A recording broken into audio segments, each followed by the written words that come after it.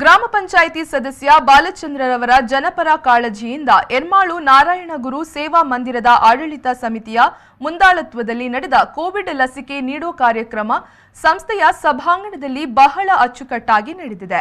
ಲಸಿಕೆ ಬಂದಿರುವುದು 220, ಆದರೆ ಬೇಡಿಕೆ 500ಕ್ಕೂ ಅಧಿಕ. ಮುಂಜಾನೆಯಿಂದಲೇ ಕೂಪನ್ ಪಡೆಯಲು ಜನವೂ ಜನ. 220 ಕೂಪನ್ಗಳು ವಿತರಣೆಯಾಗುತ್ತಿದ್ದಂತೆ ಉಳಿದ ಅದೆಷ್ಟೋ ಮಂದಿ ನಿರಾಶೆಯಿಂದ ಮರಳಿದ್ದಾರೆ. ಪಡುಬಿದ್ರಿ ಪ್ರಾಥಮಿಕ ಆರೋಗ್ಯ ಕೇಂದ್ರದ ಸಿಬ್ಬಂದಿಗಳು ಬಹಳ ಉತ್ಸಾಹದಿಂದ ಅನ್ನ ನೀರನ್ನು ಪಡೆಯದೆ ವಿಶ್ರಾಂತಿ ಇಲ್ಲದಂತೆ ಮುಂಜಾನೆಯಿಂದ ಸಂಜೆ 4ರವರೆಗೂ ಲಸಿಕೆ ನೀಡುವ ಮೂಲಕ ಜನಮೆಚ್ಚುಗೆಗೊಳಿಸಿದ್ದಾರೆ. ಈ ಬಗ್ಗೆ ಮಾತೃ ಸಂಸ್ಥೆಯ ಕಾರ್ಯದರ್ಶಿ ನಾಗೇಶ್ ಪ್ರಸನ್ನ ಈ ಉತ್ತಮ ಕೆಲಸಕ್ಕೆ ನಮ್ಮೊಂದಿಗೆ ಕೈ ಜೋಡಿಸಿದ ಎಲ್ಲರಿಗೂ ಅಭಿನಂದನೆ ಸಲ್ಲಿಸಿದ್ದಾರೆ. ಇಲ್ಲಿ ಇವತ್ತು ಸಾರ್ವಜನಿಕವಾಗಿ ಕೋವಿಶೀಲ್ಡ್ನ 200 ಲಸಿಕೆಯನ್ನು ಕೊಡುವ ವ್ಯವಸ್ಥೆಯನ್ನು ಮಾಡಲಾಗಿದೆ.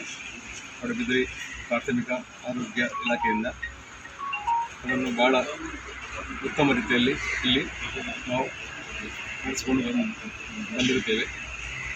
ಈ ಸಂದರ್ಭ ಗ್ರಾಮ ಪಂಚಾಯತ್ ಸದಸ್ಯ ಬಾಲಚಂದ್ರ, ಮಾತೃ ಸಂಸ್ಥೆಯ ಅಧ್ಯಕ್ಷ ರತ್ನಾಕರ್ ಕೋಟ್ಯಾನ್, ಪ್ರಮುಖರಾದ ಭಾಸ್ಕರ್ ಮುಂಬೈ, ವಿಶ್ವನಾಥ್ ಕೋಟ್ಯಾನ್, ವೀರೇಶ್, ಅಮೃತ್ ಗಣೇಶ್ ಕೋಟ್ಯಾನ್, ಜಯ ಸಾಲ್ಯಾನ್ ಮುಂತಾದವರು ಉಪಸ್ಥಿತರಿದ್ದರು.